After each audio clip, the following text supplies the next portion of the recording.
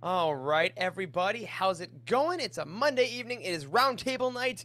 We're talking Inquisitor Rise of the Red Blade tonight. We got a small personal update for you guys. But before all that has to happen, only one thing is necessary. It's not you. It's not me. We are all dust beneath the feet of Wes, who must punch it.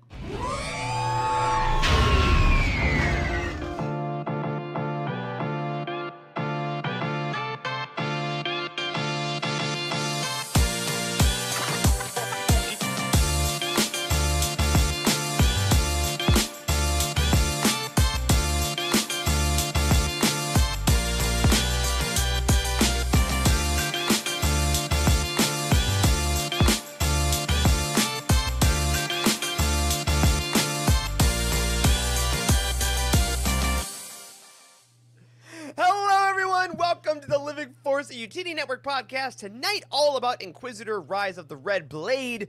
I'm one of your hosts, Eric Eilerson, and joining me tonight to talk all about the latest release from the world of Penguin Random House Worlds is the full crew back together again. It feels like it's been an age, but now coming from his 18th new set in the last 6 months, it's Dr. Corey Helton. Welcome. What is happening? Thank you, Eric. Thank you. I have moved to Charlotte, North Carolina. We've been here for 6 days. The office is finally starting to put together a little bit. This probably won't be my set forever. We had a lot of work to do still. But hello. I'm glad to have moved. You know what never gets any better? Moving. It always sucks every time. It's always terrible. Is that a toolbox behind you? It is. It's for sale if you want to buy it. I'm trying to get rid of it. Patreon exclusive reward. You get the Facebook Marketplace link for Corey's toolbox. How long have you had this toolbox? Oh, a couple seasons. It's for sale if you want it.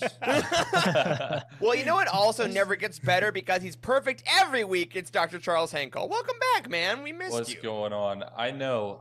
You know how you never have to worry about moving again, Corey? You convince your friends that where you live is the best. And then they all move there. And then that is true. Everything you see back here, nothing's different. Nothing's changed. Nothing's changed at all. You are the consistent, you are the rock, but the man who is the wind that erodes the rock, the seas that form the continental shelf, the power of all powers, the hurricane that hit Los Angeles, actually, little known fact. It's Wes Jenkins. Hey, buddy. It's my fault. It's my fault. That. What's up, everyone? I had a hell of a time listening to this book. I think I put it down in about 4 days total. I took 2 long chunks while I was, surprise, building another keyboard. I swear I am done building them for you're 2023. not. No, you didn't. I did. Built another one? I built another one. one. God. This one was for work. So, basically if I want to go to Starbucks and work, then I got to make a new keyboard for that. And then if I want to work in the bathroom, I got to get a Bluetooth one, so I got to build one for that. Sounds like a lot of write-offs to me, Wes. I'm just saying. I wish I could write that off on whatever the hell, the Captivate or Concur. That damn website Concur that tracks everybody's spending. It sucks. Yeah, we definitely do. You can write that. Just find the right tax guy. I'm sure you can write that off. But you know what we're not here to do is encourage tax fraud. What we are here to do is encourage love of Star Wars. So like I said, tonight we're talking about Inquisitor Rise of the Red Blade. Everybody that is watching, hello, welcome, thank you, we love you. Everyone that's listening, hello, welcome, we love you. Before we get into the book, though, I do want to do a brief update from last week. I did tell you all that the 2023 Youtini Fantasy Football Draft was going to happen. It did. This is our 3rd year doing the league. Wes, I want to ask you, just very briefly, how did you feel the draft went, and how do you feel about your team going into next year? Everyone that doesn't know sports, scroll like 90 seconds. The best thing about this draft with the Youtini people was it was a keeper league.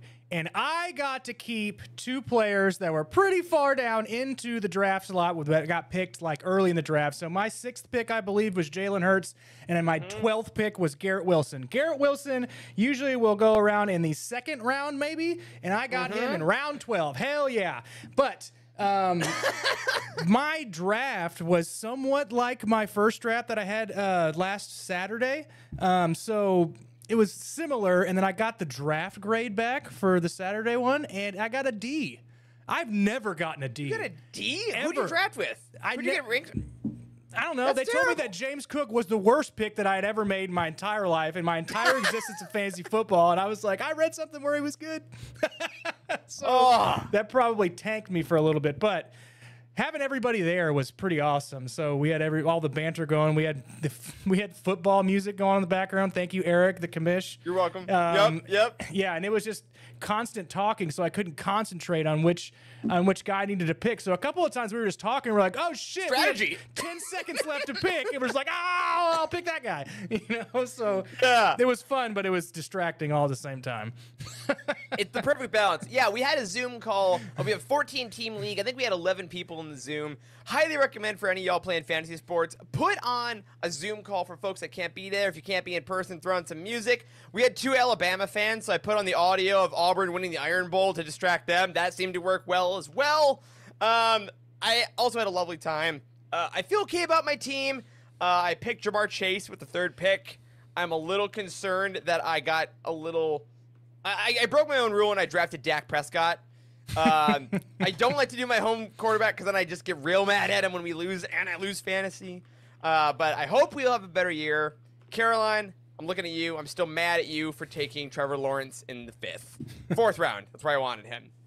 But we'll keep you all posted. We're going to have a fun year playing along. And to anyone else that plays fantasy football, check in on your draft mates. Have some Zoom calls. Have a few brews. Just enjoy together. That's basically what we're doing here every week, is hanging out and talking other stuff. Although, one more thing I did want to touch on. I said we were going to get right to the book, but Wes put something in the outline that I don't think we've ever talked about on this show in 228 episodes. Wes, what is this? What is going on in your week? All right, so I haven't said anything to anybody except for Bethany, but I've been trying not to dwell on it, but I have something to do tomorrow that I hope that was going to be dismissed. And when you say dismissed, I probably gave it away, but I have to do my civic duty tomorrow and go to jury duty. I was supposed to check today at 5 o'clock to see if it was dismissed. And no, it is not dismissed. I have to be there at 9 a.m. tomorrow to send somebody to prison. So first, Did you tell No, him you got a Wes, that's keyboard? not what you have to not what do. that's Jesus. of course, that's what I have to Do do. you want to get out of jury duty? Because that's what you freaking say, bro. Did you? Oh, no, I did forgot you- it's the Texas jury. Never mind. Everyone's guilty in Texas. I forget. Did you tell them Jesus. you have a keyboard to build? Did they even take that into account? I'm gonna bring all 3 of them up there that I have with me today. 4. I have 4 over here right now, and it's like, my God. do I bring these for everybody to do their jury duty in and to send this guy to prison? Because that's what we're doing today, right? We're just reading over some affidavits and This is all a formality. Help me out, Yeah. Jacob. But I'm gonna send that guy to prison, right? Or gal. Girls go to prison too. They do. You should ask the person doing the court transcription. You're like, hey, are those switches lubed? Like, I'm not. It's sounding bad. The tactile nature of the. Hear Like, me this out is- here. Hear me out here. Patreon exclusive, live from the courthouse. Yes. West I'm live streams. sure they don't court. let you record with your phone, but there are live streams of like court cases all the time. Oh yeah. Like O.J. Do they, Simpson. do they, that was do a they have court Twitch case. drops for court? If I If watch you- like 3 hours of a trial, can I get a Twitch drop? If you somehow get drawn in the background of like a courtroom sketch, please get a copy. Oh, of so we course. can share it. I would. Oh my God. I wouldn't just get a copy. I would get like somebody to recreate it, like hand drawn with colors, and I would original. put that Oh, up like wow. above my bed. It's like that. I'm famous. That's where I was doing the government's work, and I helped out, people in Fort Bend County, Texas. Like There the you go. letter, Well- the letter that I got was like, there Yeah. are not enough people coming to jury duty, so we need your help. Everybody is slacking, and we need more people to come here. I was like, what did I do? I'm not even old enough to go to jury. It's not true, but You're like, it's the law. I don't. Why? Like, it's the law. I guess I have to, right? Look at Yes. the Constitution or yes, something. correct. So that's where I'll be tomorrow. Good luck. I get off of work, I guess. I don't know if that even counts as anything, but apparently I get like $6 for nothing because you can't buy anything with $6. So hopefully, right. there's a food truck outside and I can ask for condiments. You know what you can get for $6 though, Wes? Patreon Oh, for yeah. Youtini over at patreon.com/Youtini. That would be just fine. And you can join such elite Patreon members as the returning champions of Patreon. That's right, everyone. You've been waiting for it. You've been wanting it. Sally and Chris Eilerson have returned to the Alliance High Command. My mom found the credit card that they canceled and put it back on the account, everybody. My parents have returned, and now I have to say their name at the end of every show. I love you both dearly. They're both retired, and I call them a lot. Go call your parents, everybody. Tell them to join Patreon. Because if they do, they will receive a bunch of great benefits, including an exclusive roundtable coming up later this month with Servants of the Empire. We already teased that last week. It's coming. The Rebels Junior novels that came out, I think, a decade ago. Our team talked about those. And as a quick reminder, if you missed it last week, Patreon feeds are now available on Spotify. Check the Patreon announcement for more info on that and listen in your preferred audio provider. Last reminder before we get to Rise of the Red Blade stuff this week. Next week, August 29th, next Tuesday, from a certain point of view, Return of the Jedi, which is 7 feet out of reach, unfortunately, so I don't have it on me, is coming out. And as always, a Youtini review will be posted on that day. But make sure you get your pre-orders in so you can enjoy the anthology for the final original trilogy film. All right, fellas.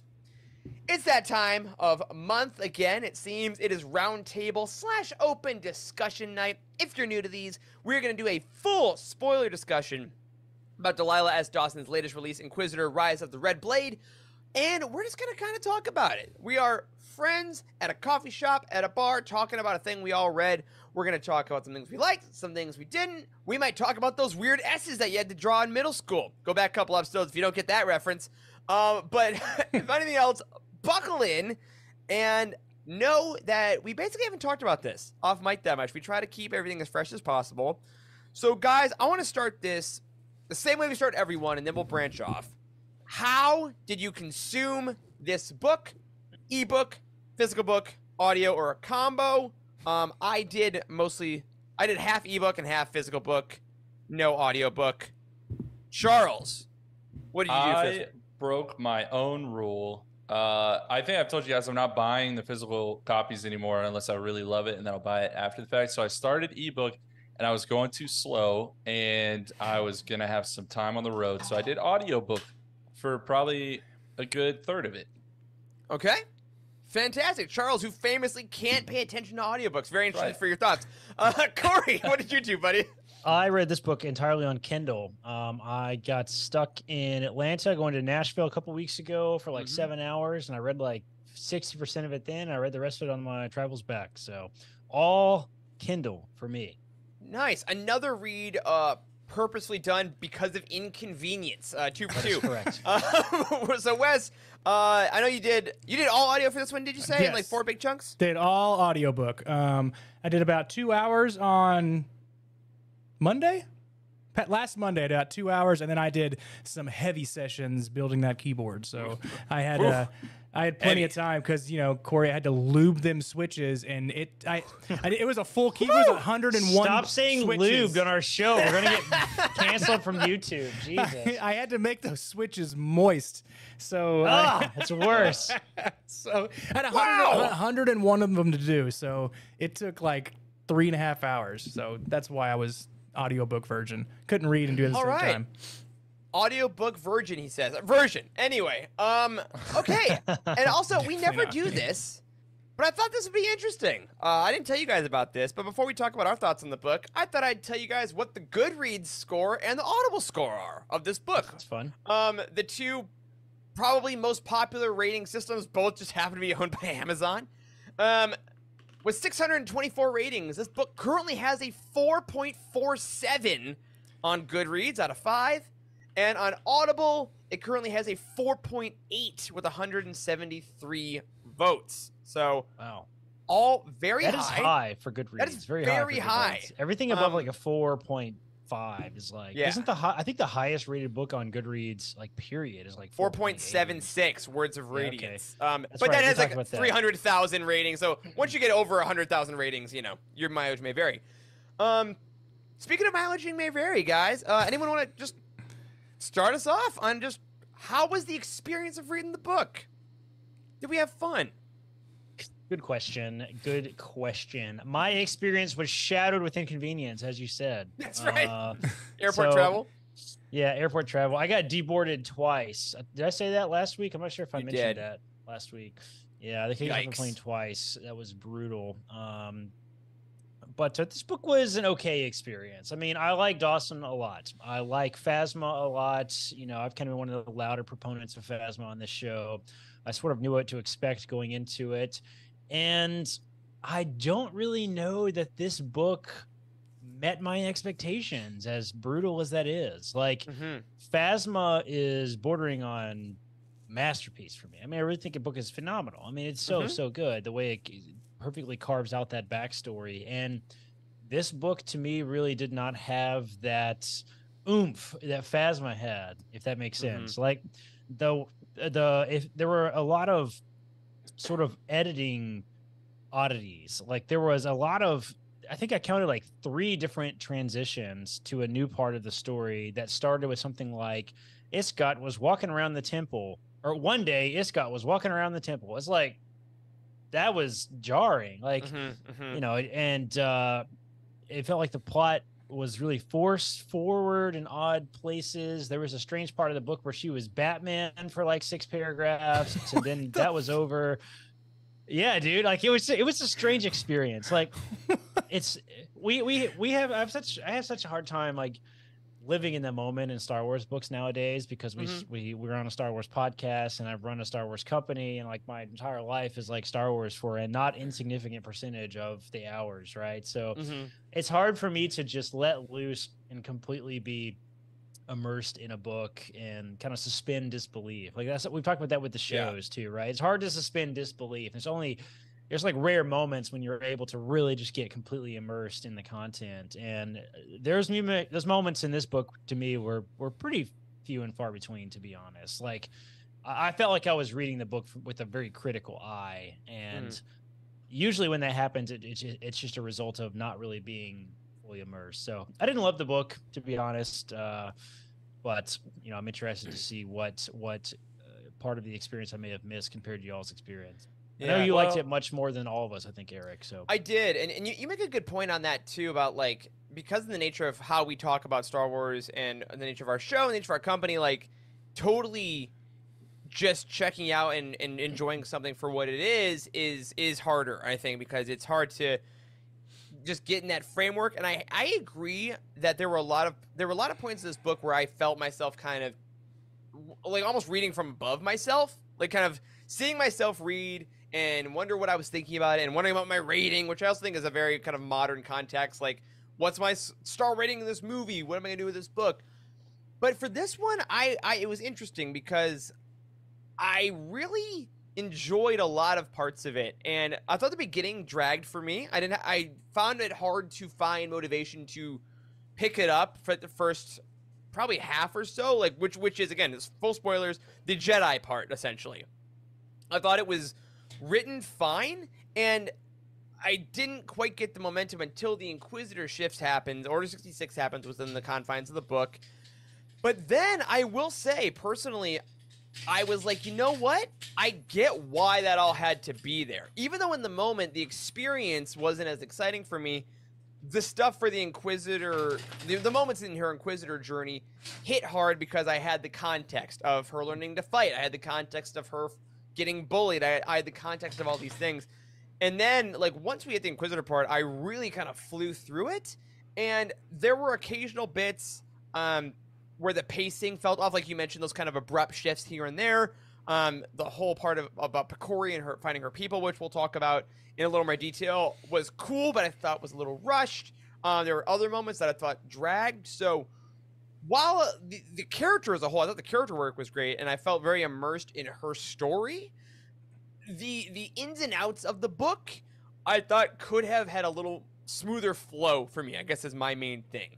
Still a good time, but the flow was a little off. Yeah, I think I agree with a lot of the points you guys are saying. I have some likes and some dislikes that are like very specific. Hit it.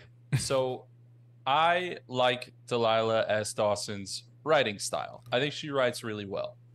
I did not care for this story. Why didn't I care for this story? A few reasons. One, it felt a little bit derivative to me. Like, there were a lot of aspects that just kind of were Anakin's story, even down to like the rivalry with Mace Windu, and like somehow Palpatine was even grooming Iskat kind of to become an Inquisitor, and they were holding her back and all this kind of stuff. All of that, it felt a little bit derivative and not as good as Anakin's story to me. So I didn't love that part of it. What I did enjoy was seeing the more common person's experience of the Clone Wars, right? Because for the most part, we've seen that through Anakin's eyes, and then later on kind of through Ahsoka's eyes, but she was so inherently attached to the Chosen One. We never really got the people who were kind of forgotten in the whole process, and Iskat really represented that. So that part I did enjoy. I think there were massive missteps once again with marketing for this book, or at least that's how it seems to me. Like having the reveal of Tualin becoming an Inquisitor as well and not actually dying during Order 66 kind of goes out the window when your special cover shows the two of them as Jedi and then as Inquisitors on it, right? That was out months beforehand. I think we're probably going to have a longer discussion about this. I very much appreciate the intent of the author's note at the beginning of the book, and it was very personal, and it was like very brave for Delilah Dawson to share that aspect of her life. I don't know if she's done that before or not, but that was a very nice touch, and yet it gave away a huge kind of mystery, kind of the mystery of what happened to Iskat's mom or Farah. That was very painfully obvious, like from the beginning, and even more so each page you flipped, which is, the mystery's supposed to kind of come to a head, and you're like asking yourself, is it this or that? I never did that. And I just didn't really connect with the character. I'm sure people did, but I did not find her relatable. I mean, the more that she kind of went through the story, the more she was like, yeah, no, actually I am just evil. Right. And then at the end she was like, and I love Tualin. And I was just like, what? Like, why? I was very confused by the ending, other than the fact that I have read the comics and I knew that is where that was going from whenever they went to go find Eth Koth. But I was just like, I don't know, man. I don't really care. I want to hit real quick before Wes. I wanted to hear your overall thoughts, but I want to hit on something you said there, Charles, because I think it's actually very important, and it's kind of started to infiltrate, I will say, a lot of our thoughts about a lot of Star Wars, I think, in the last couple of years. So the author's note, for those that don't know, or skip author's notes, because it's an author's note. It's fine. We love you, authors. You don't have to read the notes. In the beginning of this author's note, Delilah S. Dawson has a content warning essentially saying that this book deals with the concept of suicidality, and she speaks very openly and vulnerably about the fact that she had a suicide attempt in her own life and how she kind of evolved beyond that and things like that. And it's very raw, honestly. And I remember as I was reading the book, I, for some reason, read that author's note for the first time, and I'm like, oh my goodness. And it put me in this headspace, like you say, Charles, of knowing this thing was coming. I didn't realize it was the mother. I thought it was going to be Iskat herself, so I felt myself kind of waiting for this moment that never quite happened. But either way you spin that does give something about the book in color and expectation. The marketing for this book, like you said, very Inquisitor heavy. Now, if you read Charles Soule's comic, like you say, you know that about Tualin, you know they're going to turn. And because the first half of this book is all Jedi, there's no real stakes to wondering if she's going to stay a Jedi. All this to say, guys, is it possible that right now in Star Wars, do we know too much about books before they come out? Like, obviously, marketing is a thing. You need to market things in 2023. But, like, is there a better way this could be done without us, like, opening a book and, like, do you not want to know characters' names? Like, or is that just not possible nowadays? Like, I think it's pretty hard to argue that it's impossible to do that when the entire premise of Star Wars is 3 movies about Luke Skywalker and Darth Vader, and then a prequel trilogy which explains who Darth Vader is. So which was very good. So I think it's hard to argue that, that you can't have context before you have a story. But I think that you certainly have to make the payoffs worth it. I think, like, I'm definitely with Charles that it was very odd odd choice. The love story thing was very odd. It felt like that was added in hindsight. Having them be sort of a love interest while they were Jedi even was a little bit off-putting to me as well. And it makes it hard. Like, some of the chat is saying that how do you say him? Tualin.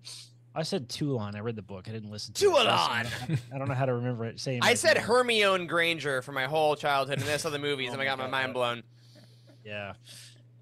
Anyway, it felt odd. It felt odd them having a love choice in the end, but I do want to hear Wes's thoughts. Kind of get a vibe about kind of how everybody felt about it before we brag on it too hard. So yes, I agree with what we were just recently talking about. Was I didn't see Tualin and Iscat like as an item. I don't think they really delved into that, or Delilah didn't delve into that as much to make that a thing, to where at the end of the book it should have been a bigger reveal or a more of a punch to the gut whenever Tualin died, or even his attempt in Iscat's life that when they were dueling, right? So, which I thought was great, but I'm gonna have to kind of go against everything that y'all are pretty much saying. I freaking liked this book. I really liked it. Whoa! Don't lump me. I'm just a admirer here. But go ahead, Wes. No. I know. I really like this book. It honestly gave me little like Darth Bane vibes, because of her going to Inquisitorius and learning and like Inquisitor camp. Yeah, and dueling with others and everybody like all the Inquisitors and the Sith or whatever, like going and back and forth against each other, because I liked Darth Bane trilogy so much. I saw some similarities between that. And I loved how there was a plant in the Jedi Temple of that guy Izo that makes droids. Dope. He's like, a plant in the plants? You look troubled. He's like, yeah, I'm kind of mad. It's like, you should probably kick some ass. You know what? I probably should kick some ass, you know?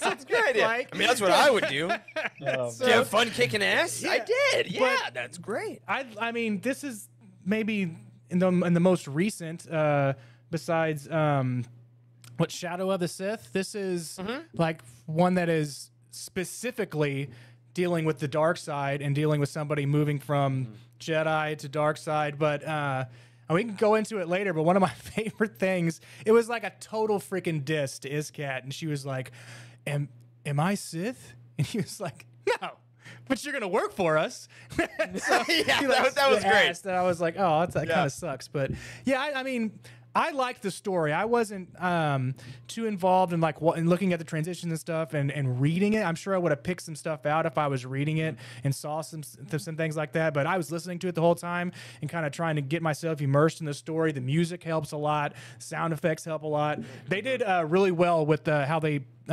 inserted the music in this. There was a lot of the music. Remember when Anakin is walking up the temple steps about to kill all the children or whatever, like that music was inserted in certain parts where it like matched perfectly. Nice. So Nice. Yeah, I liked it. I really did like it. Yeah. I will say also, one of the things that we haven't mentioned that I think was a huge part of, especially the first part of the book, that, again, I think did for me drag because of context and in hindsight worked as story elements, which I think is an odd dichotomy. Iscat's very blunt representation of religious disillusionment within the Jedi was, I think, very interesting, because we got almost like verbatim things we've heard in real life of like when her master dies early on, right? And the Jedi are like, rejoice because he's in the Force, and she's like, rejoice? What? Like the conversations that you hear from people that are like, oh, like they're in a better place kind of thing, and being like, no, what do you mean? Like watching that happen, I think it happened a little long, but I really liked when Dawson actually got into those scenes. Idea like multiple times too. The whole rejoice, like that was she had a major problem with that. Like the idea of the afterlife. That was good. I thought that was good. Yeah. I think the big issue that I had with the only problem, actually not even the big issue, the only small problem I think I had with the whole like disillusionment with the Jedi thing is like she failed on that mission. She didn't really fail. That was kind of stupid in my opinion. And then the Jedi pulled her off.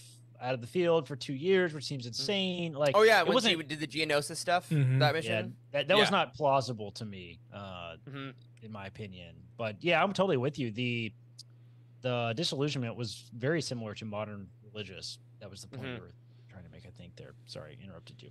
No, and that's exactly it. And I think like seeing that path go from there to like the cold-blooded murder, like when she kills Hizo, and I'm looking over my notes. I'm like, oh, this is kind of chilling, and how she I think Dawson had a quote on that Geonosis mission that said she closed her eyes and it made it easier.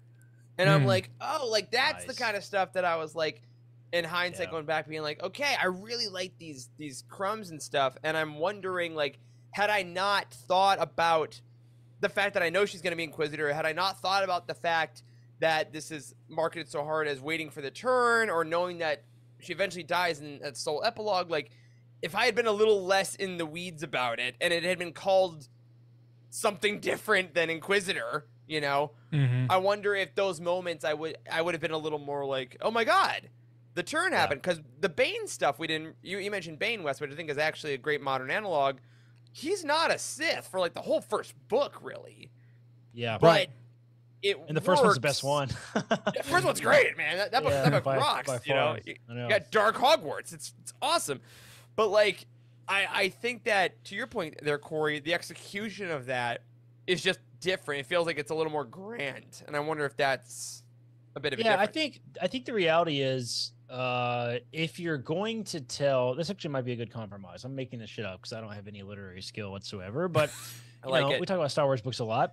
I think if you already know the ending, I think you have to make it grand and unexpected. It can't be subtle, I think, right? It can't be, oh, she was unhappy, they bullied her, there were some mean girl, cheerleader, schoolgirl bullies in the Jedi Temple, that's why she became, you can't do that. It's got to be like she lost her temper, totally lost control and killed a Padawan. You know what I mean? Like, it's got to be dramatic, I think, in my opinion. So the fact that they were just kind of mean to her and she just wasn't totally into it was a little weak, in my opinion. And well, like, that later down the line, we don't know if it's true or not, but they like imply that she meant to pull the column down on her, the other two girls, and it accidentally hit her friend instead. So it was just like, maybe you kind of deserve some of those comments, bro. You murdered somebody. The story was already there. I'd be scared of you. If that was intentional, if she had lost her temper as a Padawan, that would have been a better, I think, kind of. There were just really subtle changes I think I would have made this really land a little bit stronger. But I'm totally with you. Like, some of the darkness was a little weak, and there was a couple things that sort of stood out to me about. There were subtle tie-ins like the films too, right? There was a lot of Geonosis. I guess is what I'm trying to say. Let's talk about Geonosis. Yeah, let's go there. That was a huge part of the story, is all their time on Geonosis, and that was a very pivotal, I think, time for her character arc too, of like kind of losing it, killing all those bugs. That was a great scene. All the action scenes were phenomenal. I think wrote it like a choreographed dance rather than a fight, really. Like, Dawson is very good at writing action scenes. I will say that's a challenging art that not every author gets right, but her action scenes are great. But I have a note about Geonosis. I wrote that, was the loss of life really so significant on Geonosis? Like, this book implied that like they lost like 60% of the Jedi Order at Geonosis or something. Like, it's a little much, don't you think? Like, we have 7 seasons of the Clone Wars, and there's a lot of Jedi around, you know what I mean? So yeah, well, especially when this was one thing I found interesting. I assumed that all the Jedi that got called there were in the arena, like in the center of the arena. But then we find out that like Cleefan and like his whole ship and he was a master, like they were on the outskirts and ordered specifically not to go in. So I enjoyed hearing about that, because there's like the weird survivor's guilt and like, why were these people chosen for this versus that? Like, that aspect of it was very interesting. But then that also does make you think, how are there not more that survived if people were held back? Yeah. It really makes it a more grand event. And I think that, one of the things that we really enjoy about good Star Wars writing is when it affects the movies in a great way. Like, when you're watching a film, you're like, oh my gosh, now this context that I know is different. And I haven't watched Attack of the Clones since I read this book, but I think it'll be interesting next time watching it, being like, we hear about how many Jedi there were in the galaxy, right? In the galaxy, like just thousands of Jedi, and then we see a ton on screen. And I think because Attack of the Clones, that arena scene is still like the most Jedi we ever see in one place. It feels so massive. But this book's saying, well, logically, there's like thousands of Jedi, so they couldn't have all been in there. And then realizing that, I remember when I was a kid, that part where they're coming out of the arena. And all of a sudden, there's those like little wheel walkers, and then there's Jedi just running with a ton of clones. I'm like, how'd they all get out there so fast? And I'm like, oh, they didn't. They were forming up all these squadrons. So making it feel like a bigger battlefield, I think, was a great call. And I wonder, how now knowing that will affect maybe Survivor's Guild of people going forward. And it really makes Geonosis a bigger deal. Absolutely. And the fact that it's the first time they all saw that kind of violence. I think that's why Iskat's show of brutality, quote unquote, like freaks them out so much, is because maybe in Clone Wars season 3, by that point, we'd be like, okay, well, we've been in war. Yeah. But quote unquote. Like, what was she supposed to do? She put handcuffs on these bugs? I know, that was so dumb. Like, that was so dumb. Not? I do appreciate the sort of conflict about that, though. Like about the Jedi sort of mentality, about like how ironic it was that the Jedi Masters were like, killing is forbidden, but they're like, kill everybody. You know what I mean? Like, it's they're obviously conflicting ideas, and I kind of like the fact that they made that obvious questioning like there, because it sort of shows that the Jedi also didn't know what to do at the beginning of the Clone Wars. The Masters didn't know what to do, right? Like Palpatine was a genius for sucking them into the Clone Wars, because like it was so in conflict with the Jedi ideology. The war is opposed to the Jedi ideology, right? It's no wonder it's what broke the order. Yeah. Hey, kid, here's this sword that can cut through literally anything. Right. Don't use it to kill anything. But we're gonna give it to you. But when also, you're 4. you have to. You get it when you're 4, and you also have to become a master swordsman with it. But you can't kill anybody. Like and you have to fight each other. You have to kill everything else, but you can't kill anybody. No, sirree. That is off limits. When she realizes, like, I wrote in the review on the site that it was nice because this was one of our few and far between non-High Republic books in a while. And after Phase 2 kind of hurt us a little bit, we're like, oh my gosh, it's so cool. But I did really like that Iskat's like violence.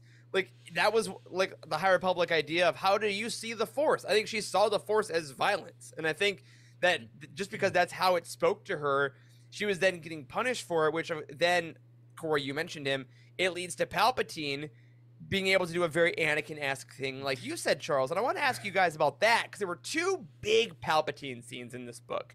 One when she's a Jedi, one when she's Inquisitor. And I want to ask you guys what you thought about Palpatine's voice, because I will say for me, I loved Palpatine in this book. I thought Dawson wrote even just his voice patterns very well. I think it was very Anakin-esque, of course, but I think it really spoke to the fact that Palpatine was always coming up with contingencies on the fly, and he's like, Anakin's the goal.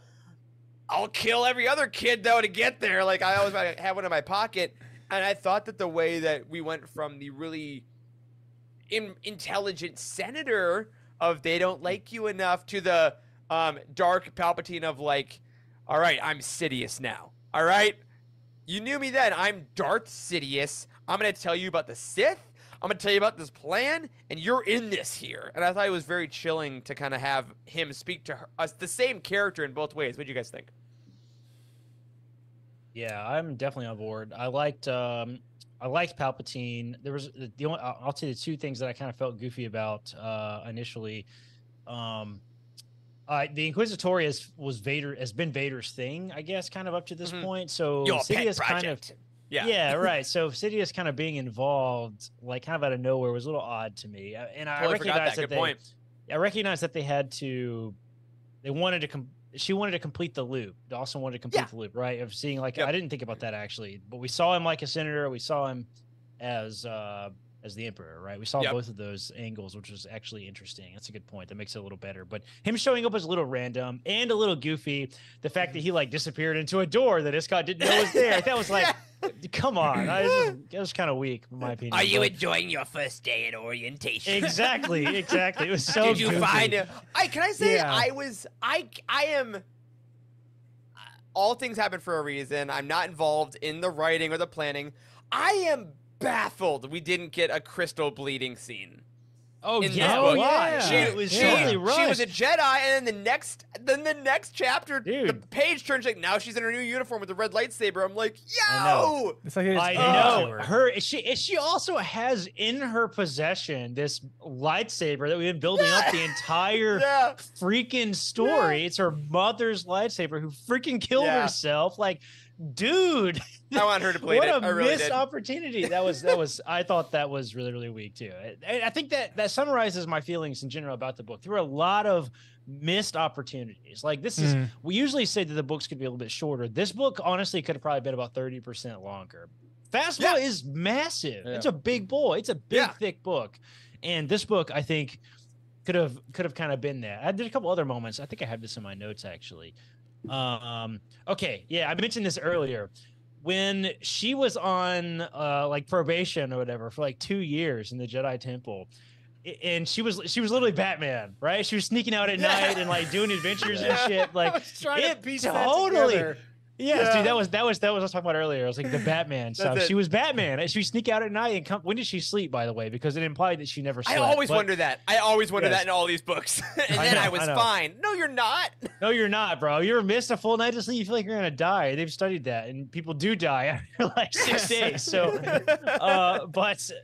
yeah, that was it. Blew through that, dude. It was literally Yeah. like the end of one chapter, and then 2 years are over. Like it implies That was she's a little sneaking quick. out at night. That was a little quick. It was crazy. That was really fast. Order 66 was really, really fast. Mm. It blew through that like insanely fast. Too. I That's did like also- this one though. I think you didn't love the Order 66 thing. It worked for me, so I want to see what, like, other than it being Being short, was there fast? like Yeah. No, Yeah, that was yeah. really- that's the only problem I had with it. Okay. It is the I think the authors are afraid of Order 66 because interesting?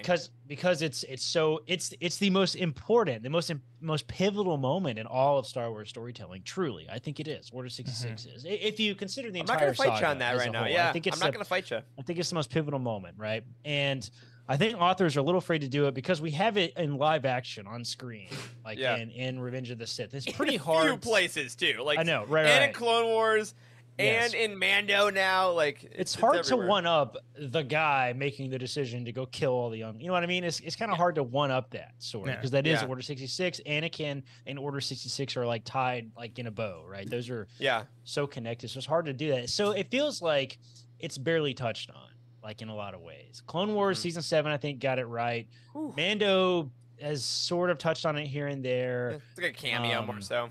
Yeah, Bad Batch Kenobi. barely touched it, and Kenobi Kenobi, kind of that's talked about it a right. little bit too, right? But like it doesn't get the huge moment that I feel like it deserves, and it should have been a bigger moment in this book. I feel like it was random, it was in the forest, guns were drawn, she left, like that was it. Yeah. That was it. I was just like, what? Also, how many phone calls did the Emperor make? Oh Because my god. he shows up in so many books with like a specific Mm. instruction. Somebody should tally this out. We should ask Trevor to do this, I think, on the team. Yeah, Give me Well- all the instances yeah. that the Emperor gives a specific instruction. It's like a because telethon. He's just like Palpatine, please hold. Palpatine, Yeah. please hold. Or he's like in the West Wing, or anytime they have a politician where they have the secretary outside. He's like Lauren, can you please get Commander Cody on the line? And then he's like, yeah, seriously, executor. because like all right, great. Can you he please rec- get he records Iskandar on the- line 3? seriously, he has the recording. He has the recording like that most everybody gets. But then like he's in the film, he calls Cody. He calls the guy in the ship that kills damn it, Plo Koon, the guy in the ship that kills. Yep. He gets a special Mhm. call. The guy that too, gets like, Yoda. Yeah. Yeah, the guy gets Yoda gets a special. Yeah. That's three Well, yeah, right 'cause there. We they just talk back. Because Because if they didn't talk back, I'd be like, okay, you're getting like It's a, a like recording. like a video Yeah, message. But he's it's- like, yeah. it will be He done, made- my lord. I'm like, oh, you're talking. Yes. it's He a did- phone call. He did all the recordings ahead of time. He did these on a weekend. He was just like, Oh, that's Commander actually Cody, viable. and That's he's plausible, like- and he maybe. just like, did them all at once. What if they have Execute questions 66. though? What if they have questions? If they have questions, they're like, sometimes you get like the Sir? robocall, and it's like, hello, can you hear me? Yeah. Gotcha. Insidious. Leave a message or send me a text. Exactly.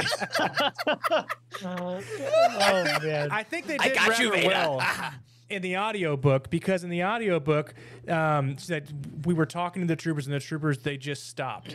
And then they left a pause, and it like went silent for like a good 2-3 seconds. And then it started like with all the fighting, and they're pointing, and then fair. like the Jedi getting shot. So they did a good job in the audiobook for sure. It depends on if you're reading the damn book at two times the speed, it might be a little quick. I understand. I didn't read it at 2 times speed. I read it in a Kindle at a normal speed. In brain speed.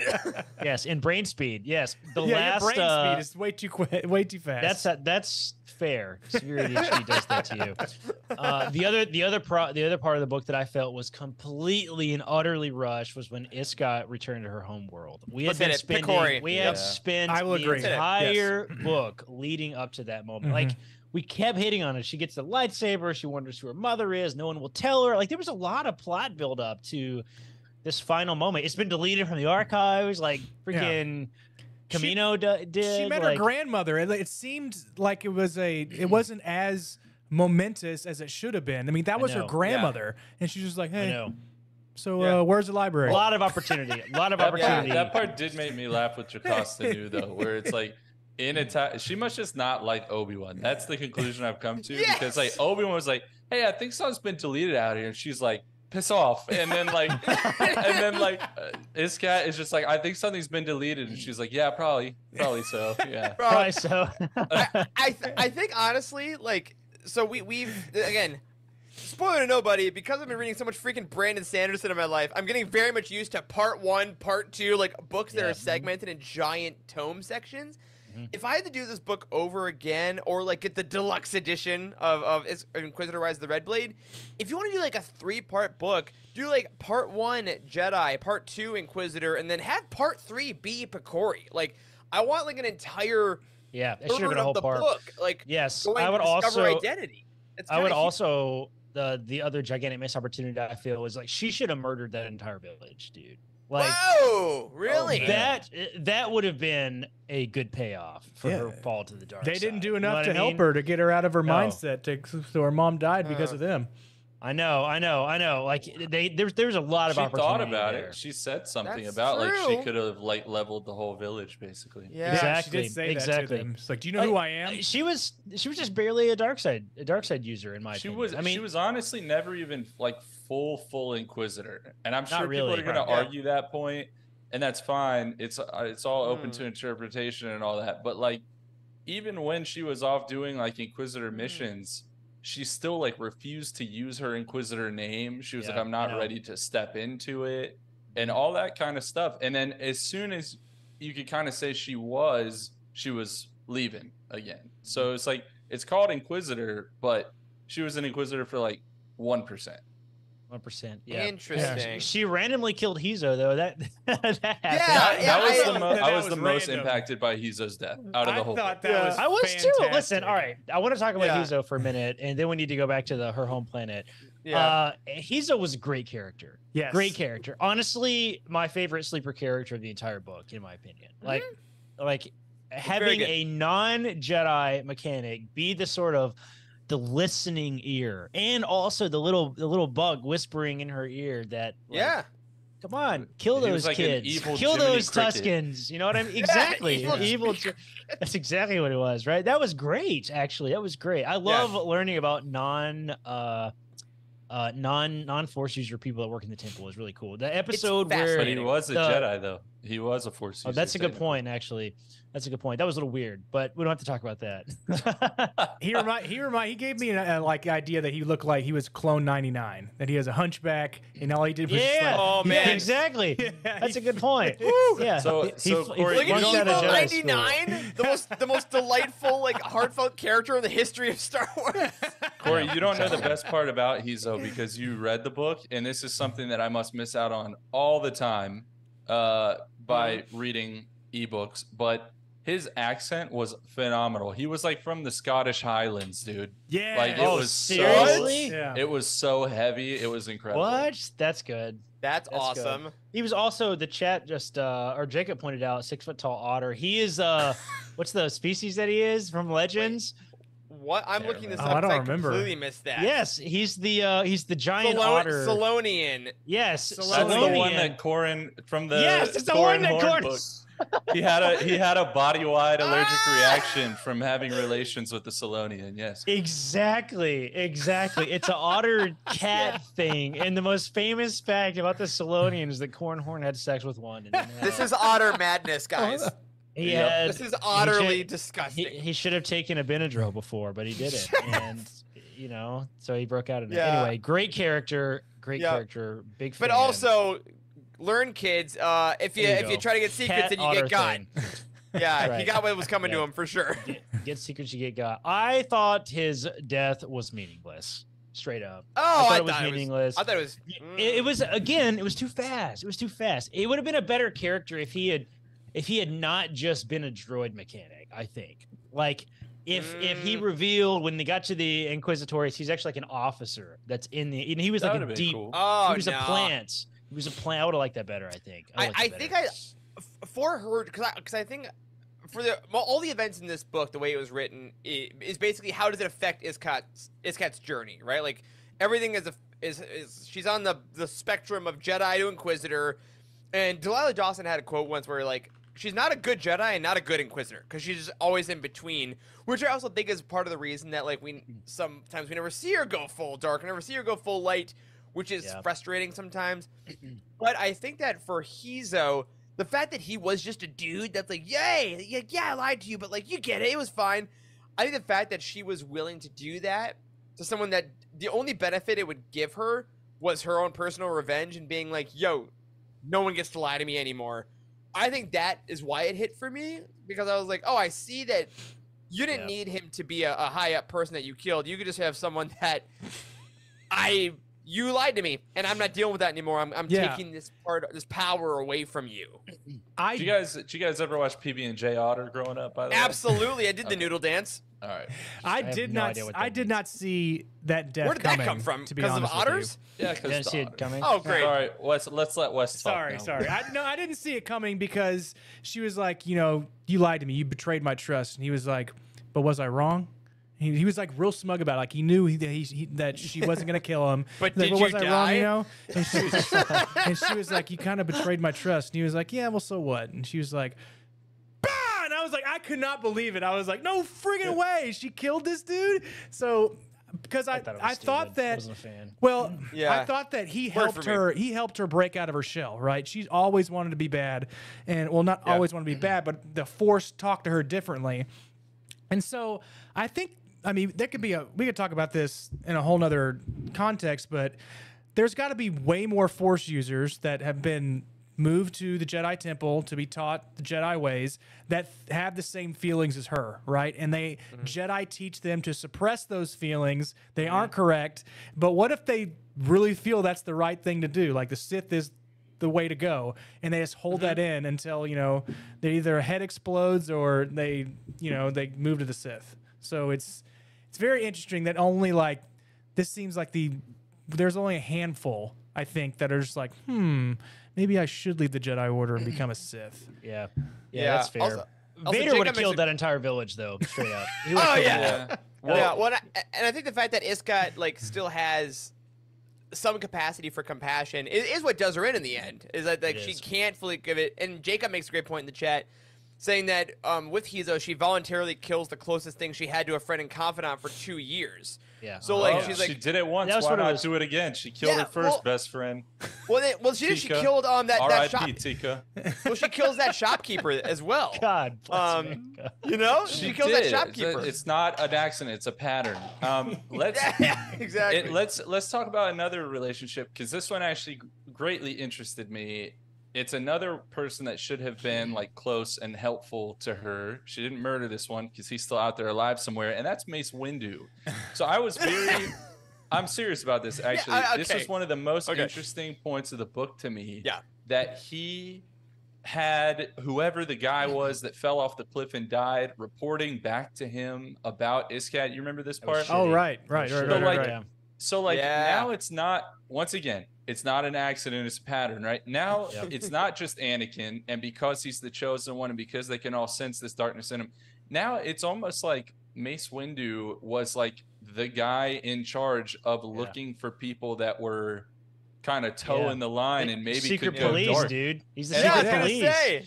Yeah, but like, is that something that he's been asked to do by the council? Is that something he's taken upon himself? Like that whole kind of aspect in his uneasy relationship with her, though, yes, in a way it felt derivative of the Anakin thing. I'm like, is this a bigger issue here? Like, is this a bigger plot point than we know about? Because that would actually greatly interest me if he was in charge of trying to root out dark side users. Yeah, that's like, a really good point. Who can ask Mace to do anything except Yoda? Isn't he like the number That's like? fair. I feel like I think Mace, the council, he is the council, right? Yeah. Like, just like Palpatine's the Senate. Yeah, exactly. Right, he is the council. I am the council. Mother. No, sorry. There's too many council members on this mother effing council. Yeah. Exactly. So I think it tracks. All right, and this is not. This is. There is precedent for this, actually, Charles. The idea of war being the thing that does in the Jedi, because in the KOTOR games, this entire story is incredibly well developed. That Revan and Malik like went to fight against the Mandalorians in the Mandalorian Wars, and a ton of Jedi followed them. And like, there's a lot of dialogue about the Council, like they fought kind of against Malik and Revan, and like, this is not what the Jedi are about. We're not about war. And the Jedi that all left, they're like, we have to do this. The galaxy needs to be defended. And a lot of those Jedi turned to the dark side because of that. So like, we have precedent for this, and it's not really well established. But I think there is a really great opportunity to get more of these types of stories.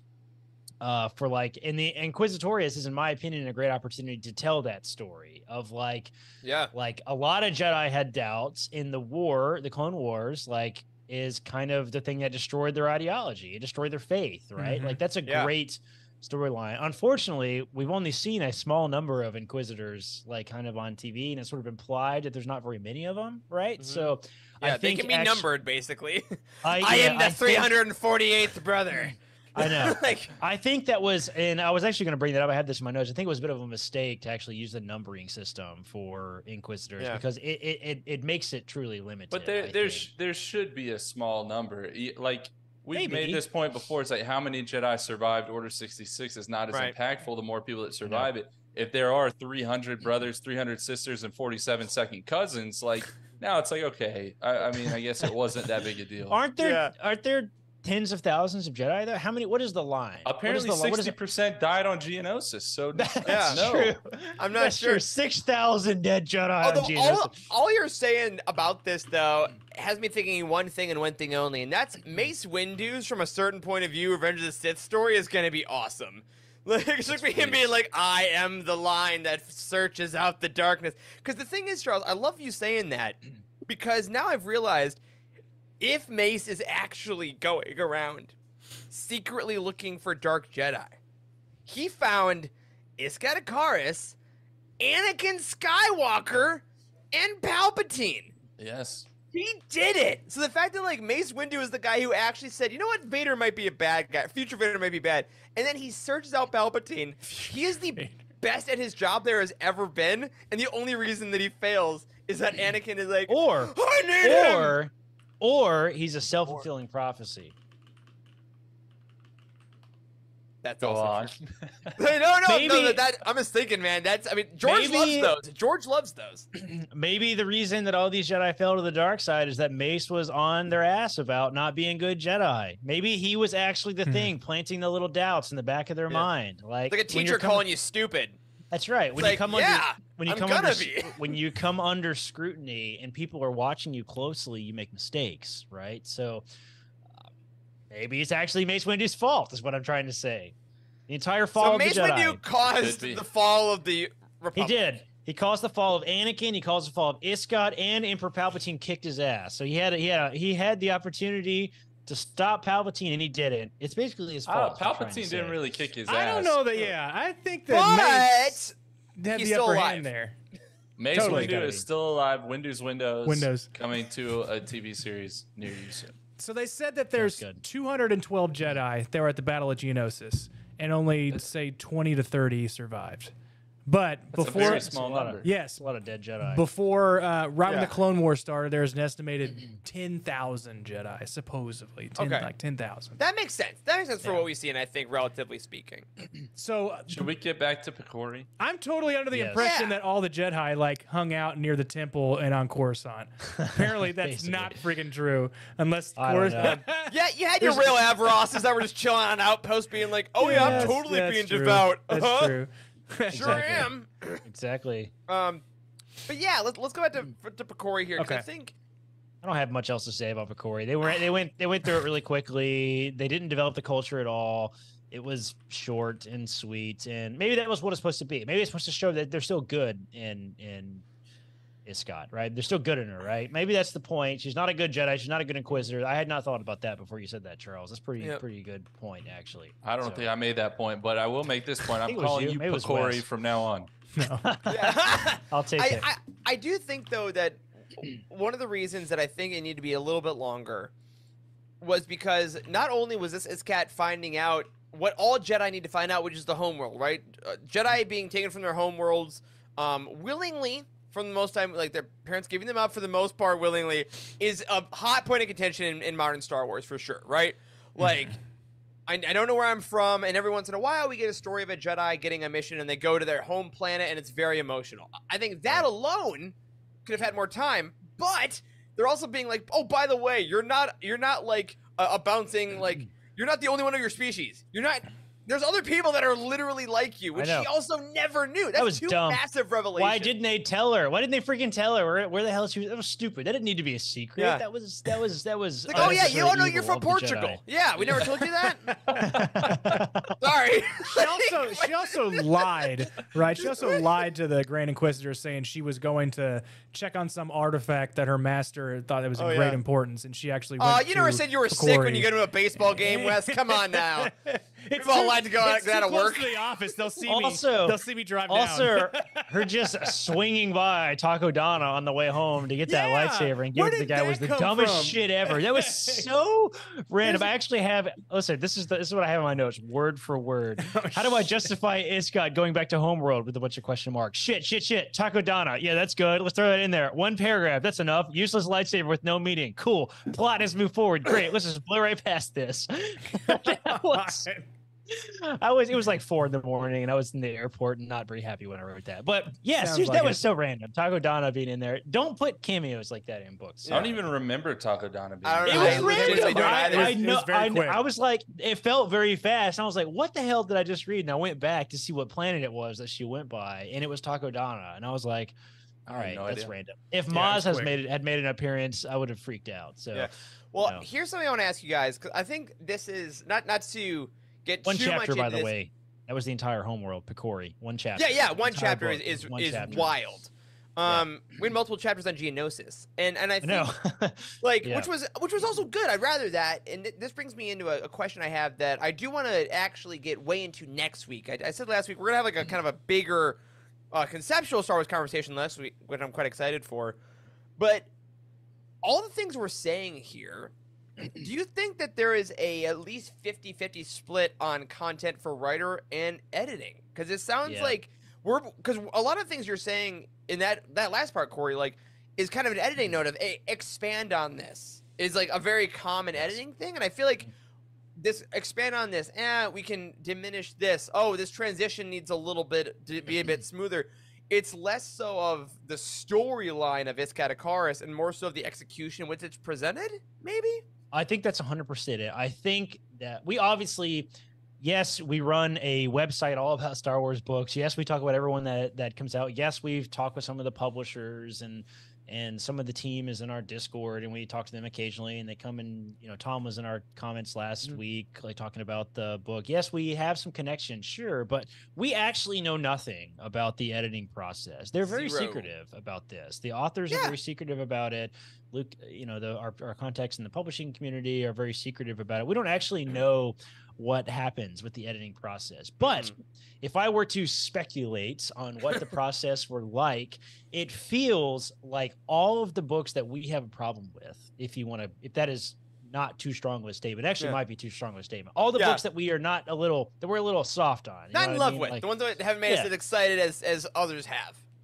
Exactly. All of those books have a common theme, and the theme is that it feels like the author was handed a list of plot points that they had to hit, and that's what they did.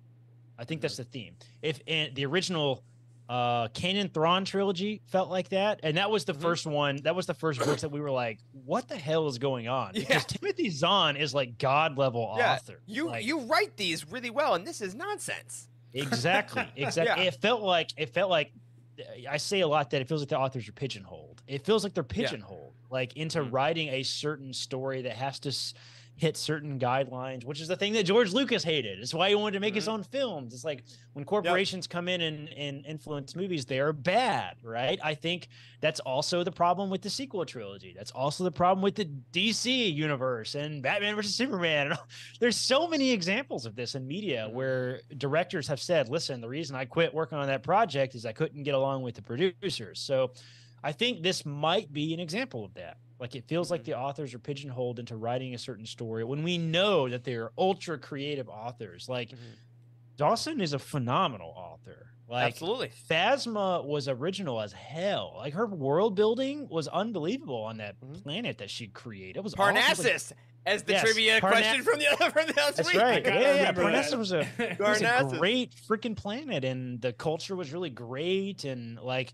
But this book is missing a lot of those elements. And I don't think it's really just a matter of it being too short. I think it's a matter of it feels like she hit the plot point she needed to hit, and that was kind of it, I guess. Like, maybe that is an editing mistake. But I don't like shitting on faceless, nameless things. Oh, yeah. You know what I mean? I don't like that. It's a cop-out, I feel like. So I don't know if it's anybody's fault, or if maybe the publishing folks just need to give authors a little more freedom to write stories, perhaps. It feels like when authors are given whatever you think, you can write it. It feels like it turns out better, because the Chiss Ascendancy trilogy is the greatest example of that. Yeah. And that entire trilogy is a masterpiece. Which is not set up between really any films too specifically. It's not without any of the shows. Like, it's not connected. And it's interesting to think, like, this is so... And the thing is, we want everything as Star Wars fans, right? Like, we want totally unique stories that are outside of anything, because then there's a lot of freedom. But we also get really excited when we are, like, around a movie that we like. Like, the whole reason Star Wars books exist is because, oh my god, it's Luke Skywalker. Just touch it. It just has to touch the original plot. It doesn't have to be part of the story or move the original story along. It just has to touch it, right? At touch points is what I've said for years. Like, that's what Lost Stars is. There's touch points, the original trilogy, right? And Alphabet Squadron is another fantastic example of phenomenal work that has touch points, but is a completely original story with original characters and that sort of thing, right? This felt pigeonholed to me. Like, forcing this random character to become an Inquisitor felt pigeonholed to me. So I am not intelligent enough to tell you what they should have done to make it like fit that bill a little better. But I don't know if anybody listening to this works in the publishing community. Maybe don't have so much feedback for them or something. I don't know. Like, or is it more feedback? It's like more feedback. Expand on this. One or the other. I just can't get over the fact. I can't get over the fact that the home world was one chapter. That was mind blowing to me. Truly. Although the one other point that I wanted to make was, Charles, you mentioned that guy earlier that started with the J, like that was spying on her with because of Mace Windu. You guys know I can't remember his name. But I got my notes here. It's got killed by birds. That guy got killed by birds. What is his name, Eric? Oh my gosh, where is it? If you find it, let me know. Jedi. But I will. the fact that he is like they're like climbing, right? I'm imagining like climbing ropes. And stuff. Josk. Josk. Yes. Autocorrect in my phone corrected it to Jose. So Not Jose. that. Yeah. Yes, Jose. not Jose. I pictured this. The fact that they're like climbing with like climbing gear, and he like looks down at her and starts to mansplain to her, and then immediately dies was hilarious. That was great. Let this be a warning. I genuinely laughed out loud at that moment. Like I was on the That was plane, I was reading it, and I literally laughed at that. I'm like, he literally like. So the reason that I'm actually here is so I can mentor to you, and then he freaking gets ran over by birds and dies. That was hilarious. It was hilarious. It really made me laugh. It is. And they made her feel like such crap for that, and she literally had Yeah. no way of catching him. Like she had to hold herself up, and she was like, "We both would have been dead if I had fallen with him and then tried to use the Force to catch ourselves." Like. I mean, Nobody most does things that the Jedi got mad about from that mission made zero sense. They're like, Yeah. I know. you Yeah, killed 20 people. And she's like, Dude, you didn't tell me there were any Anakin people. made so many stupid mistakes in the Clone Wars. The Jedi Council never said shit. When he killed Nope. that guy, the guy that was holding the button that Admiral had Trench. Sabine. What? No, the guy that had Sabine. Yeah. Yeah, stab him No, through the not back. Sabine. Not Ahsoka. Sabine. Shit. No Satine? shit. Satine, yes, it sounds like Yes. Sabine. Satine and Sabine, yeah, does. it's always confusing. Yeah, he And had literally Satine, shrugs. He get a gun literally to her head? shrugs like it's a sitcom and is like, what? What I do? What? He was gonna Did I blow do up the that? It's a ship. laugh track. A laugh track in the back. Yes, I mean, and they put her on probation because of what? What did she do exactly? What was their years. argument? For It's a 2 lot of years. murder. That Was she it killed. though? It was that she Yeah. killed people who were underground that she didn't know about. Yeah, That's it what was she was defi- on probation. That 'Cause were I think, 'cause basically again, I warehouse think workers. it's that, yeah, I think that the rules of war had not yet been established, and I think it's the fact that she was her first mission. They're like, hey, is this how she reacts to new things? Again, not saying that they should have done this, but I think the reasoning was like, It was weak. if she reacts with It was with weak, death, bro. Like, listen, Weak, we bro. know the Jedi have problems, right? We know that. It's been well established at this point. I mean, Yeah.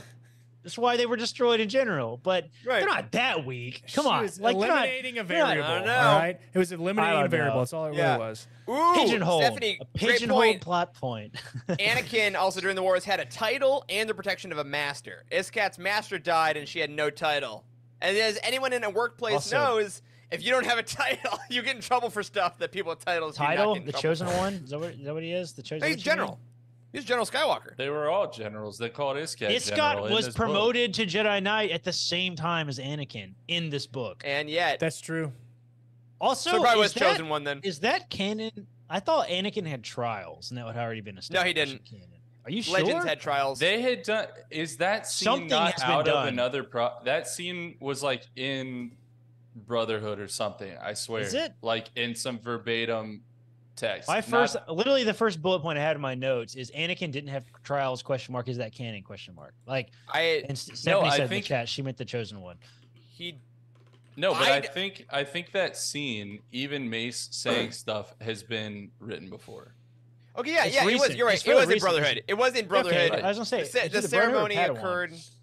Yeah, so Padawan? it's It was he's Padawan. made a Jedi Knight technically right there, but then a year after he does something that it's like they do additional kind of ceremonial trials, Yeah, even though okay. he had already been a Jedi Knight at that point. Well, it's Something had been done. I remember. his trials were basically his actions in war, which is much like when Yes. people get their Very much. their jujitsu belts after they're in a fight, in an actual like UFC fight. They'll get their belt for their next color or whatever after that fight. So it's kind of like the trials. The Jedi are like Ask jujitsu. Freddy. Ask Freddy. I was gonna say, ask Freddy about his belt. Anakin's trial was going to Naboo with that really hot senator and Oh, my word. everything that happened there. That was his Success. trial. Wouldn't that be it's like you did such a great job with the No. senator, Anakin? We're going to promote you to Jedi Master. He's And like, he's just like, oh yeah, I did a great It's so job. great. Yeah, so Amazing great. job. Exactly. Uh, man. so overall, I think that this is interesting. 'Cause I think this is actually one of our first more split conversations about a book in a hot minute, which I think is good. I just think is interesting. but I I think it's. I have a couple smaller moments I'd like to hit before we finish up. Oh yeah, absolutely. And I think I want to get also like some last thoughts here, but I think that one of the things we're all usually pretty much on the same wavelength, and we agree with most of the stuff in this book. I think there's a lot of technical stuff that might go here and there, but as you're going through books, everybody watching and listening, I think as the Star Wars universe expands more, and as the mediums expands more, and as you're going through different places, you might think different things about each different books, and I think it's just okay. I think it's just interesting that we haven't shown that as much in a while, and I think it's a cool book for that to be kind of exemplified in. Corey, what smaller moments did you really want to hit? That is a good point that we should expand on briefly, though. It's like we said this 1,000 times, but in case there's any new listeners, we should keep saying it over and over again. You don't have to give a shit what anybody have to say about this. Absolutely not. Let's just keep saying it. What the hell do we know? All right, What do we know? We're all close to the same age. Keep tuning in. We love you all. You're a great member of the community. But exactly. Who cares? Watch and read what you like, and don't let anybody take that away from you. Yeah, and Absolutely. to be clear, that is a pitfall for us and what we preach, and the fact that we do this podcast is that we say like, hey, if you don't like it, move on. But we're gonna sit here and talk about it for 2 hours. You know what I mean? We have to. I obviously didn't enjoy this book as much, and I'm not trying to change anyone's mind that loved it, but I'm also gonna be honest. So like I have to sit here and have this conversation. DNF is a thing in the book talk and the booktube community, which we're not explaining. But like, not finishing a book is it's a sunk cost fallacy too. Of like book media, way more so. Like you'll turn off a movie, but also that's a 2-hour experience that you paid $3 for. If you bought a book, it's usually like $30, and it's gonna take you like 10 hours. I know, like, it's a big ass. Is there a category of DNS? Because I have a lot of those. Yeah, start. Did not start. Can I talk about a book that I didn't That's called a TBR, a to be read list. Yeah, Wes. There you go. Yeah, I mean, I think it's important for us. We used to kind of have the attitude because we have been. I think Stephanie pointed out that we've been a little like harsh on the books in the last couple of roundtables. The new ones. She's right. We have been a little harsh on the books. Yeah. And I think we used to sort of have the attitude that we're not going to talk about anything bad ever.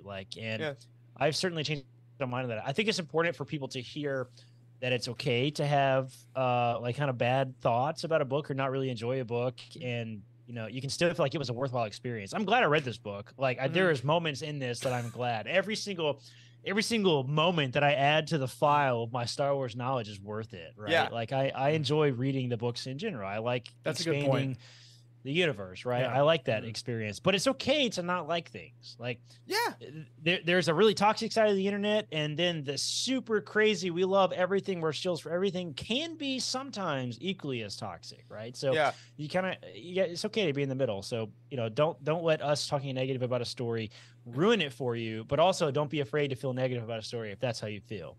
Feelings are valid. That's what I'm trying to say. Yeah. All right. Too many things to read. That's right. There's a lot of shit to read. Small things. Charlene. Is that how you say her name? Charlene? The popular mean girl. The popular mean girl. I hated this. Exactly. Regina George. I picture her as Regina George 100%. Yes. I did. I didn't know she was a Twi'lek. Was she a Twi'lek? I didn't realize that. I think so. I thought she was a blonde, pretty girl. Yeah, that's what I pictured. Twi'lek. Straight up. She was awful. I wanted to kill her. I'm very glad that Iscott killed her. I didn't want to kill. That's a little dramatic, but I'm glad that she killed her and kind of got her revenge. That was a little dark. I wouldn't kill her, but I wouldn't save her. You know what I mean? Like that's exactly. Oopsies. Yeah, that was really. No! I wasn't a huge fan of the Mean Girl experience. She was written well. I get it, but I wasn't a big fan of there being kind of mean girls in the Jedi. I feel like that. It's not really been has it been well established before? I mean, there's been some bickering amongst Padawans, sure, but not like true bullying. And this was true bullying, like only in the fact that they're teens and that there's always mean people in teens, but not as specifically. I wasn't a huge fan of that. Could Iscat been like seeing that as much more harsh than it actually was? Like that was something as she was developing her mind, and not actually something they were saying aloud. It's the question about every kid, right? That's true. That's true. Yeah. Could make their own story up in their head. Question of every kid. Yeah. Yeah. That's right, Stephanie. Bitches exist everywhere. Stephanie. Just tell me. That's fair. That's fair. I can't even argue with that. Right after the scene where Iscott kills Charlene or whatever, that battle between Iscott and Clefin? Clefin. Cleefan. Clefan's what the audiobook said, I guess. That was great. Him like using the force to like find strength and kind of being really preachy to her, and her like coming in. She had good words. She had good comebacks. You know what I'm saying? Like, she didn't have to like kill him and then in the shower later be thinking about all the things she should have said. Like, she had good comebacks in the moment. You know what I mean? Like, no, she did great. It was good. That was really great. I wrote the verbal battle between Iscott and Cleefan was really, really good. Again, another small point that was blown right past is they set up the fact that they went to this guy's house who was like a collector. The collector, Jakarta was the guy's name, right? That's who imprisoned Charlene and Cleefan, right? Oh, I can't remember his name, but yeah.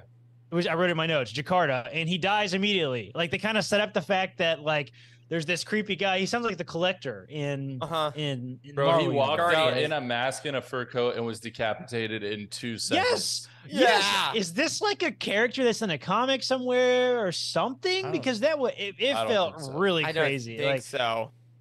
It should have just been. That should have been about that. It was made up like for this one plot point, and then just blew right. He walks in, and then she immediately killed him. Decapitated him right there. Why did we even describe this guy or his house if they're gonna kill him? Okay, again, small point. They should have building up her Sith accolades. You have to kill to level up. You know, that's true. Could have been done better. Also, okay, the last thing I want to talk about is the end of the book, because quite frankly, I'm not really sure what happened in the end of the book. Can someone please explain to me what happened? Because it was in the epilogue. It wasn't in the main meat of the book. It was in the epilogue, which was weird. I don't love that. Like, an epilogue is meant to be something tiny, barely related to the story that you want to write that actually doesn't have to do with the story. The epilogue of this book was actually the conclusion of the story, which is not what you do, in my opinion. So what the hell happened? Vader found a council member. Who was it? I don't remember. Eathcoth. It was Eathcoth. So it's all from the comics, basically. So this character and Tualin's character, they were not thought up by Delilah Dawson. This was done years ago in the comics. That exact story of like finding Eathcoth, them running after Eathcoth's family, her pulling the baby down out of it, like all of that was in the comics. So there was like, really, that was the starting point for writing the story. They always knew how it was going to end in that respect. Vader kills both of them in the comics. Yeah, I actually don't remember exactly where. Actually, no, he doesn't. I don't know that it goes all the way to the end like that, but the Eathcoth part definitely happened. I definitely remember that.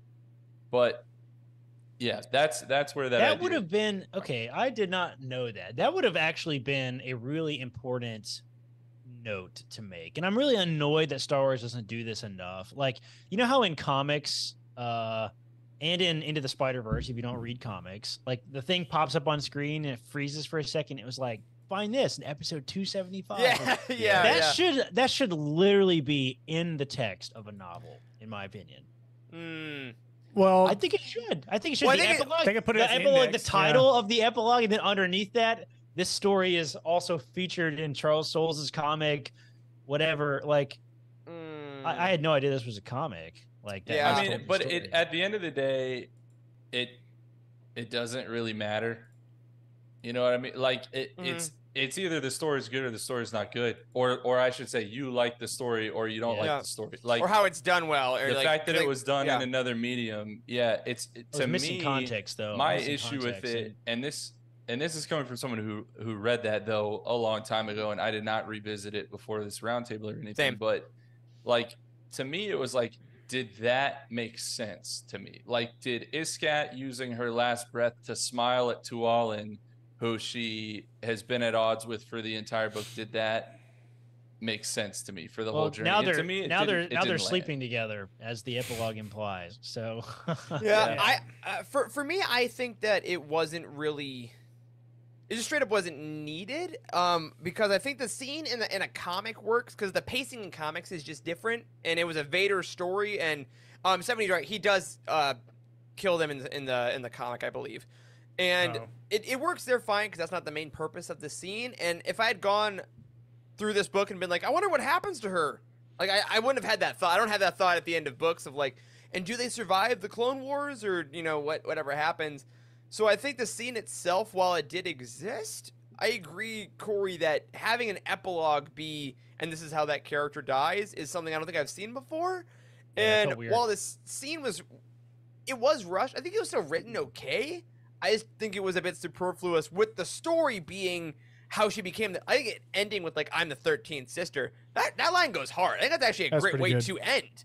I think just end it. And then the epilogue is her home people on her planet and a goofy little thing that has nothing to do with the story. That's what an epilogue is supposed to be. At least in the context of Star Wars, it's always been that. Yeah. So this was like the actual ending of the book, and there was a lot of time skip before we got to the epilogue. That was really weird. Yeah. But still, explain to me what exactly happened. Why were they running from Vader exactly? I still don't totally get it. They were trying to kill Vader. They fell in love, and Vader figured them out and was going to kill one or both of them to remove attachment from their lives. Yep, and Tualin started to talk back to him to basically defend them. So Tualin was like basically stepping up ahead. Because Tualin got drunk off of one shot of jungle juice. Dude can't hold anything.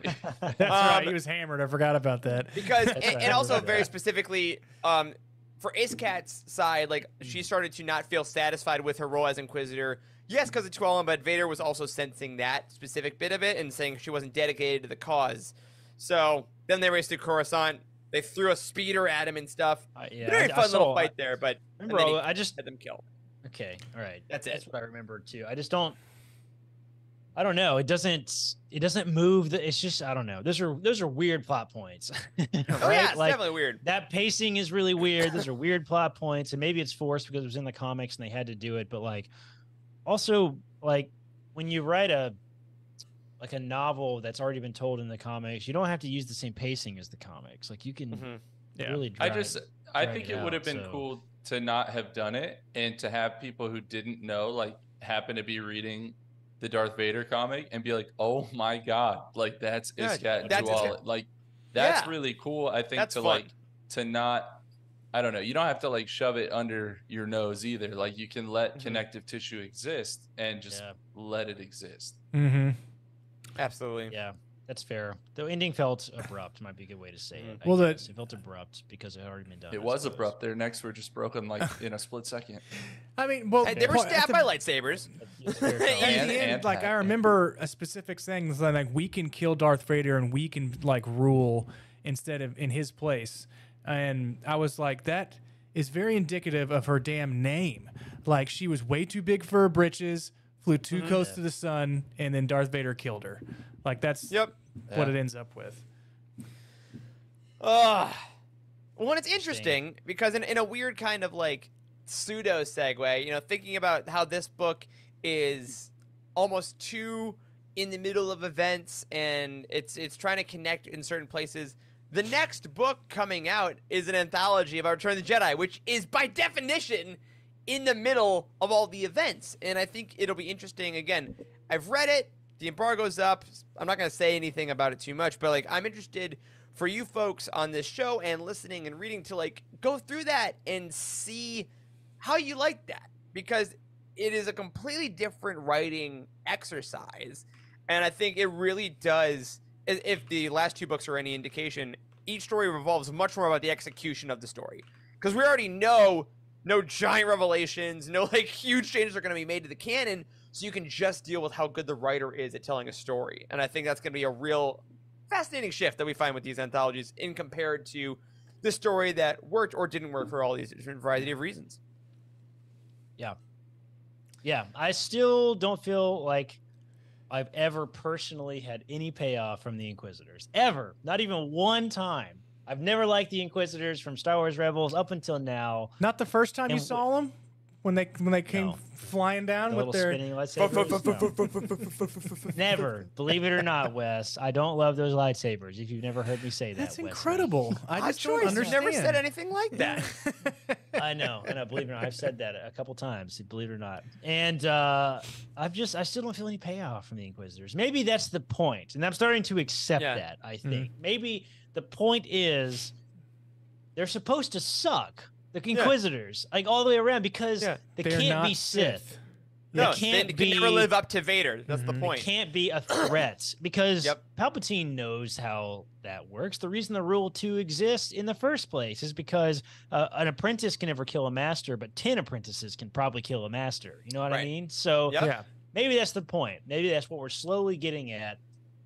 Is the Inquisitors are actually supposed to not be very good? If that is the point, Maybe. to the universe of Star Wars creators, if that is the point, put that in writing somewhere. Have Vader and Sidious discuss in a comic or something, setting up and building the Inquisitorius and explaining the premise of how they have to be weak. Like, if you were to do that, I would be on board with the freaking Inquisitorius. But until then, they're just characters to show up in a mini boss battle in the Jedi Fallen Order games that you have to fight and kill, and you're gonna win because they're weak as shit. All right, that's the only purpose that they have. So until then, We'll I'm see. always gonna hate their stupid lightsabers.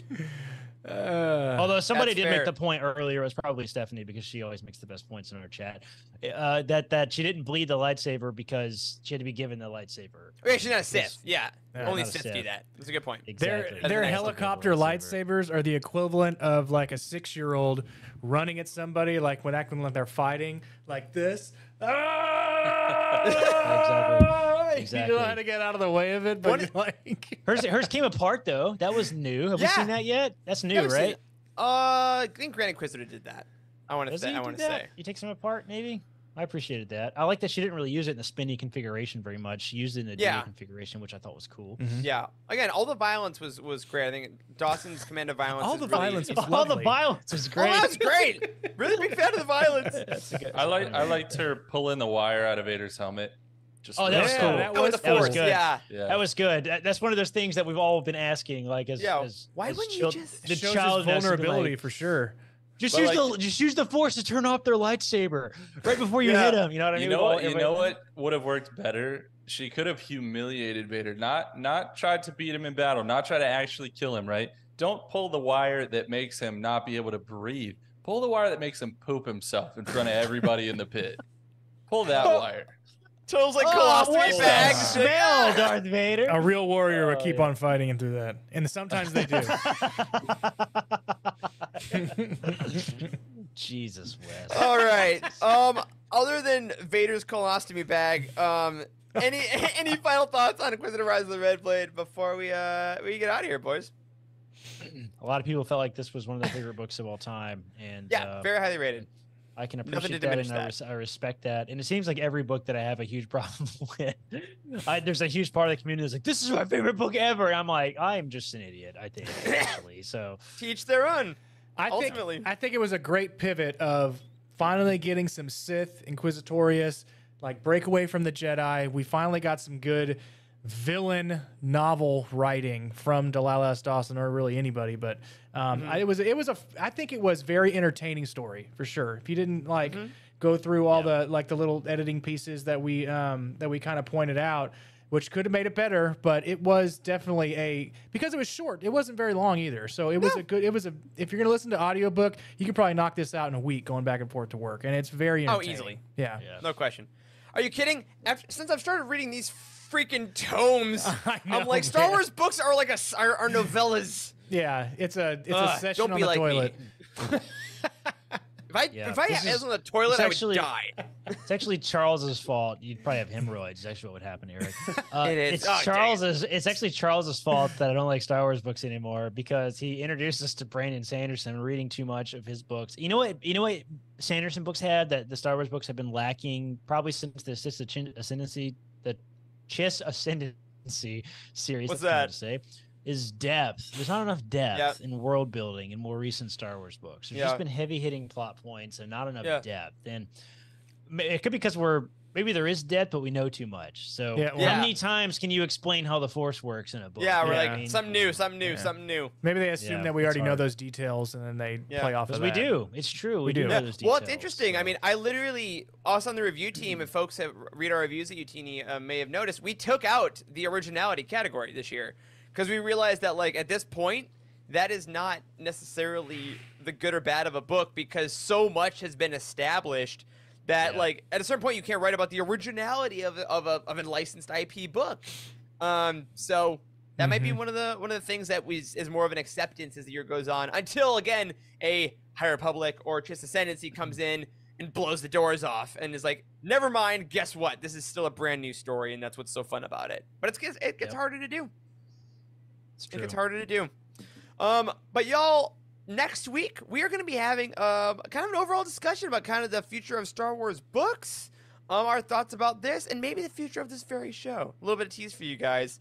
But for right now, thank you all for hanging out. And I think that'll do it for this week's episode of The Living Force. If you support us on Patreon, thank you so much. And a special thank you goes out to Brian Dooley, Earl Q, Carl Sander, Zach W, Michael Fry, and Raymond Bazensky on our Jedi High Council, and James T, Ashley Ingalls, Colton Fife, Chris Carrizo, and Sally and Chris Eilerson on our Alliance High Command. You can find us on Twitter at Eric Eilerson, at Corey M. Helton, at C. Henkel, at Boss West, and at Living Force Pod. A special thank you to Matt Davenport, our amazing editor, Ryan, our graphic designer extraordinaire, and Wes, our producer and community manager. Thank you to Corey, Charles, and Wes for potting with me tonight. Thanks to all of you for hanging out, and as always, may the Force be with you.